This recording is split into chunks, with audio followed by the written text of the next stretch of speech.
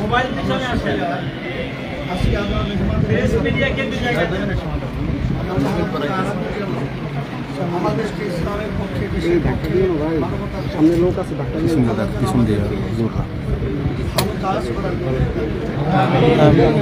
আজকে বাংলাদেশ 55 বছর স্বাধীনতা শেষ হয় 54 বছর কিন্তু আসলে মূলত যাদের মাধ্যমে জিনিস চলেছিল আসলে এদের মাধ্যমে আমাদের জাতির যে প্রত্যাশা ছিল আশা ছিল সে আশাকে বাস্তবায়িত হয়।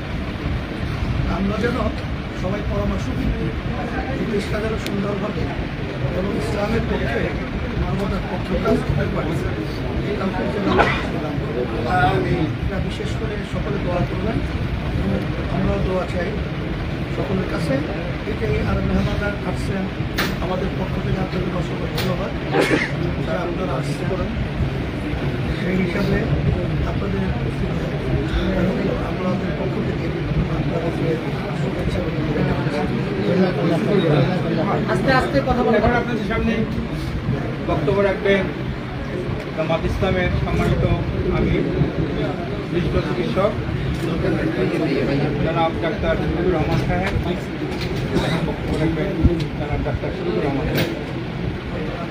আসসালামু আলাইকুম ওয়া আলাইকুম আসসালাম।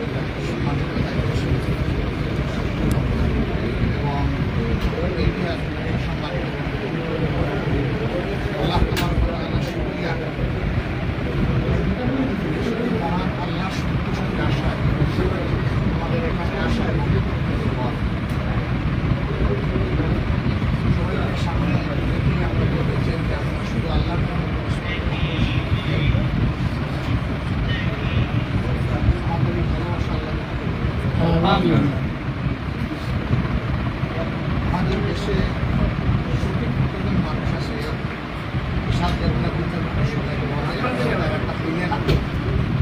তো আমরা ধারণা করি যে এই সংখ্যাটা 18 কোটির কম বেশি।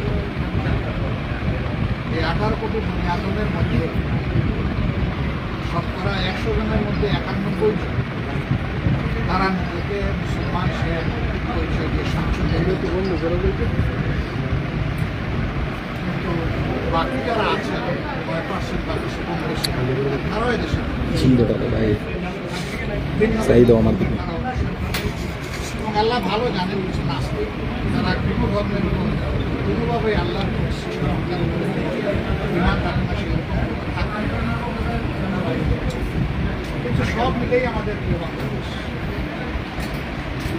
ইতিমধ্যেই পীর সাহেব বলেছেন স্বাধীনতার এক 54 বছর চলে গিয়েছে দেশ আমরা একটু স্বাধীন দেশ হিসেবে এটার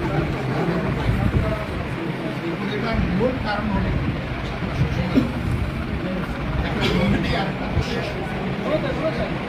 যেখানে আল্লাহ তাআলার দেওয়া বিধান থাকবে না সেখানে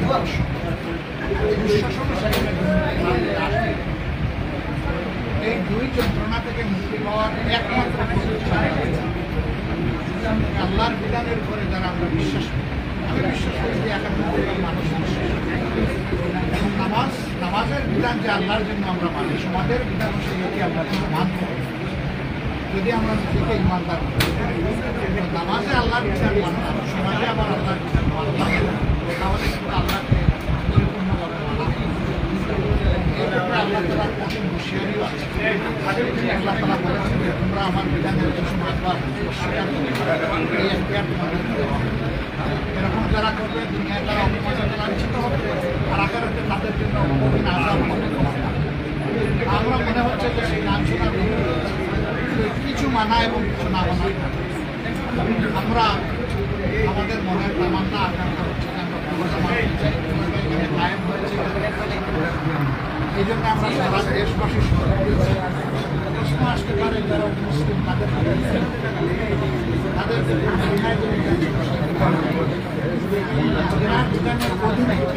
সমস্ত ধর্মের মানুষ তাদের এবং নাগরিক সমস্ত অধিকার কথা বললেন না। তবে হ্যাঁ, মুসলমান অথবা মুসলমান এটা প্রশ্ন নয়। প্রশ্ন হলো যে রাষ্ট্রের সাথে কেউ যদি বেইমানি করে গাদ্দারি করে তাহলে ইসলাম তার জন্য কোনো শাস্তির ব্যবস্থা করে। এটা কোনো বিশেষ ধর্মের জন্য যিনি গাদ্দারি বিশ্বাস করেন তার জন্য সেই শাস্তি আনে। আলহামদুলিল্লাহ বাংলাদেশের জনগণের একটা মনে আকাঙ্ক্ষা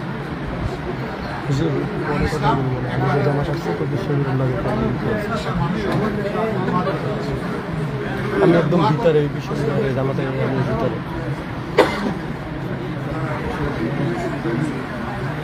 আচ্ছা বের ফোন দেবেন, আমি একদম থাকে আল্লাহ তাআলার পবিত্র বিধানের জন্য ইসলামের দিনটাকে উদার পরস্পরকে সারা দেশবাসীকে আমাদের দিকে যারা আমরা ইসলাম থেকে আমরা এবং মনে রাখবেন ইসলামটা শুধু জামাত ইসলামের নাম, ইসলামটা শুধু ইসলামী আন্দোলনের নাম। ইসলামটা আল্লাহ তাআলা দিয়েছেন সমস্ত মুসলিমদের জন্য এবং বিশেষভাবে মানব জাতির জন্য। সুতরাং মানব জাতির ভিতরে যারাই আছে তারা সকলে এখান থেকে উপকৃত হওয়ার তাদের সুযোগ আছে। তবে হ্যাঁ, এখান থেকে উপকৃত হতে হলে কমপক্ষে একটা শর্ত অবশ্যই পালন করতে হবে, সেটা হচ্ছে আল্লাহকে ভয় করা। আল্লাহকে যারা ভয় করবে কেবল তারাই এখান থেকে আমরা আল্লাহর ভিত্তির আল্লাহর ভয়ের ভিত্তিতে একটা সমাজ আমরা দেখতে চাই। আমাদের এই সম্মিলনকে আল্লাহ তাআলা এটা শেষ নয়, এটা শুরু হিসাবে আল্লাহ যেন একসাথে প্রিয় সাজানো বাগানে জান্নাতেও যেন আমাদের কাছে সেই দিন যেন আমরা পরস্পর ভাই হিসাবে মোলাকাত করতে পারি। এই প্রতিষ্ঠান আজকে আমরা এসেছি, আমাদের ভালোবাসা উপহার দিয়েছে। আমরা আল্লাহ তাআলার দরবারে দোয়া করি এর বিনিময়ে আল্লাহ তাআলা প্রতিষ্ঠানের স্থায়িত্ব, মর্যাদা, দুনিয়া এবং আখিরাত দুই জায়গায় আল্লাহ তাআলা দান করেন। দিনের এই মার্কেজ থেকে আল্লাহ তাআলা সাহায্য করুন যাতে দিনের আলো ছোট করে ছড়ায় পড়ে সারা বাংলাদেশ আল্লাহ তাআলার দরবারে দোয়া করে আপনাদের সকলের সুস্বাস্থ্য এবং আল্লাহ তাআলার শান্তির কল্যাণ করে। আমির ডাক্তার, আমি বাংলা বিষয় থেকে বলছি, একটু বলতে চাচ্ছি আজকের এই বাংলা বিষয় নাকি একটু কথা বলতে চাই। আজকের এই মিলনমেলা আপনাদের জনগণকে কি বার্তা দিবে, কি উদ্দেশ্য একটু যদি বলেন। বলে দিয়েছি ইতিমধ্যে আমাদের উদ্দেশ্য আল্লাহর জন্য, আমরা এর বাইরে আমাদের কোনো উদ্দেশ্য নেই। আমাদের এই মিলনমেলাটা শুধু আল্লাহর জন্য, আল্লাহর জন্য যে ভালোবাসা সব জায়গায় থাকবে ইনশাআল্লাহ, সব জায়গায় আলোচনা হচ্ছে কিনা আপনাদের ঐক্যবদ্ধ হওয়ার বিষয়ে? আমরা এক আছি, আমরা এক আল্লাহ, এক কন্যা, এক রাসূল সাল্লাল্লাহু আলাইহি সাল্লাম, আমরা সবাই বিশ্বাস করি। এই জায়গায় আমাদের মধ্যে কোনো বিরোধ নেই। আমরা আগামী নির্বাচনের ব্যাপারে আপনারা নির্বাচন করবেন কিনা? জনগণের প্রত্যাশা, দেশের দেশপ্রেমিক ইসলামী জনতার প্রত্যাশা হচ্ছে যে সব কেন্দ্রে যেন একটা বাক্স দোয়া করে। আমরা কি তাহলে ধরে নিচ্ছি যে আগামী জাতীয় সংসদ নির্বাচনে ইসলামী যে সংগঠনগুলো রয়েছে রাজনৈতিক, তারা একসাথে দলগুলো আপনারা শুধু ধরে নেবেন কিনা, আপনারা দোয়াও করতে পারেন। আপনাদের সহযোগিতা লাগবে, সবার সহযোগিতা লাগবে। আমি জামাত, আমি সমকাল থেকে বলছি, আমার নাম মনিরুজ্জামান। বলেন, আপনি বলেন। সংস্কারের কাজ চলছে, বিএনপি বলছে নির্বাচন যে এক বছর জুনের ভিতরে এটা চাচ্ছে, আপনারা কি চাচ্ছেন? আমাদের এই ভাই পরিষ্কার করে বলেছেন সুষ্ঠু নির্বাচনের জন্য যে সংস্কার প্রয়োজন সেটা করে তারপরে নির্বাচন। আলহামদুলিল্লাহ, একই কথা আমাদের, ভিন্ন কোনো কথা নেই। আলহামদুলিল্লাহ। স্থানীয় সরকার নির্বাচন আগে যাচ্ছেন না জাতীয় নির্বাচনটা আগে যাচ্ছেন? আগে সংস্কারটা হোক না, আগে মানে তরকারি পাকানোর জন্য মাছ সবজি সব কিনে আনি বাজার থেকে, কাটাকুটি হোক, প্রসেসিং হোক, তারপরে কড়াইতে চড়াবো ইনশাল্লাহ। দেশের বিরুদ্ধে বিভিন্ন ধরনের কথা বলছে। সাবেক স্বৈরশাসক নামে যে আপনারা আখ্যা দিয়েছেন সেই আওয়ামী লীগ, আপনারা কি বলবেন? দেশকে অস্থিতিশীল করার জন্য তারা নাকি পায়তারা করছে, এরকম মন্তব্য আসে, আপনি কি বলবেন? মন্তব্য করবো কেন? তারা তো ইতিমধ্যে দৃশ্যমান হয়েছে তাদের সেই সমস্ত ষড়যন্ত্র নিয়ে। আল্লাহ রাব্বুল আলামিন তাদের সকল ষড়যন্ত্র অতীতে ব্যর্থ করেছেন, আগামীতে ব্যর্থ করবেন। ভারত প্রসঙ্গে একটু বলেন।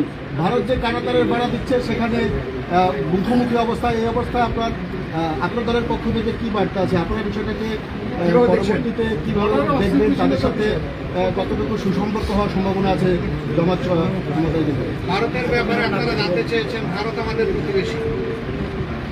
তো ধরে নিন যে আপনারা আমার ঘর পাশাপাশি, আমরা কি কাঁটাতারের বেড়া দিয়ে বসবাস করি না? পরস্পরের জন্য পরস্পরের দুয়ার খোলা থাকে না? অবশ্যই। আমরা ভারতের কাছে সেইটা প্রত্যাশা করি। কাঁটাতারের বেড়া এখন বহু আগ থেকে শুরু করেছে, দেওয়া অব্যাহত আছে। এটি আমাদের প্রধান পররাষ্ট্রনীতি, আমরা এটা আর দেখতে চাই। সামনের রমজান, দ্রব্যমূল্য কতটা নিয়ন্ত্রণে আছে বলে মনে করেন? মানুষ স্বাভাবিকও দরকার কিনা? অবশ্যই প্রত্যাশা তো থাকবে যে আরো স্বাভাবিক হোক, আরো সহনীয় হোক, দ্রব্যমূল্য আরো কমে আসে। এটা তো সবার প্রতি আমাদের সরকার সেই ক্ষেত্রে উদ্যোগ নেব। বেসরকারিভাবে যে সমস্ত উদ্যোগ নেওয়া দরকার সেটাও নেওয়া হোক, কারণ দেশটা তো শুধু সরকারের না, দেশটা আমাদের সবার। এই জন্য সকলের আন্তরিক প্রয়াসটা এক মোহনায় মিলিত হয়ে অন্তত একটা বঙ্গোপসাগর তৈরি করবে, আটলান্টিক মহাসাগর নাই করে।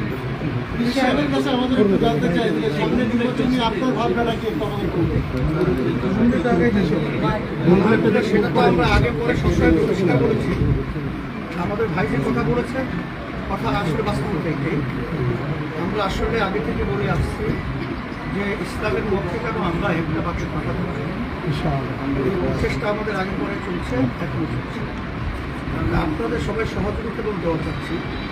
কারণ 53 বছরে আমাদেরকে ইসলামপন্থী রাজনৈতিক বাচ্চারা আমরা আছি, বিভিন্ন কৌশল আমাদের তারা তুলে রেখেছে।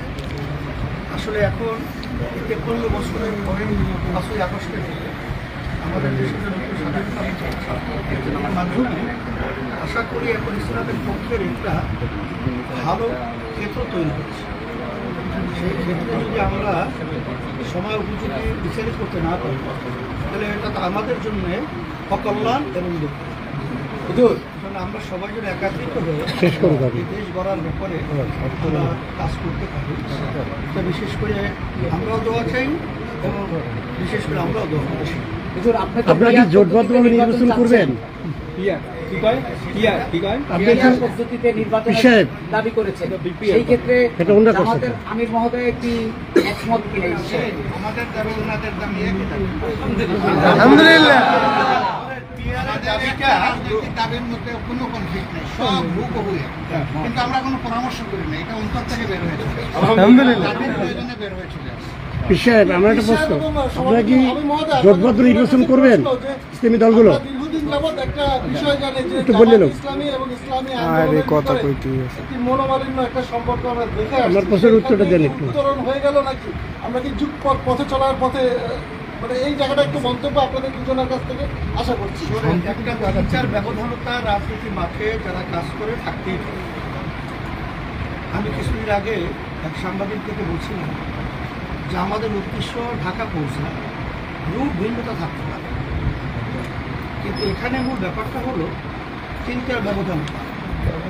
আমরা ইসলামী আন্দোলন বাংলাদেশ মনে করি যে বাংলাদেশে 100-র ভিতরে 92 জনের মতো মুসলমান বসবাস করে। এই দেশের ভিতরে বাস্তবতা হলো ইসলামী নীতি আদর্শটাই এক পর্যায়ে রাষ্ট্রীয় পর্যায়ে বাস্তবায়িত হবে, তো এটাই বাস্তব। কিন্তু আমরা আসলে দেখেছি যে অন্যান্য যে স্বার্থান্বেষী মহল রাজনৈতিক, তারা কিন্তু নিজেদের স্বার্থে এবং দলের স্বার্থে অনেকাংশে আমাদেরকে ব্যবহার করছে, আমাদেরকে সিঁড়ি হিসাবে ব্যবহার করে তারা ক্ষমতার মসনদে বসে ইসলামের পক্ষে তাদের থেকে কোনো ভালো কাজ আমরা লক্ষ্য করি নাই বা তারা পেল জাতির জন্যও পাই নাই, দেশের জন্যও পাই নাই। আর ইসলামী আন্দোলন বাংলাদেশ আমাদের চিন্তাটা হলো যে আমরা কারো আমরা পর কাছা হব না, আমরা নিজেরাই ইসলামের পক্ষে একটা শক্তি অর্জন করব এবং ইসলামী শক্তি নিয়ে আমরা বাংলাদেশের ক্ষমতার মস্তবে এটা থাকবে, এটাই আমাদের চিন্তা ছিল।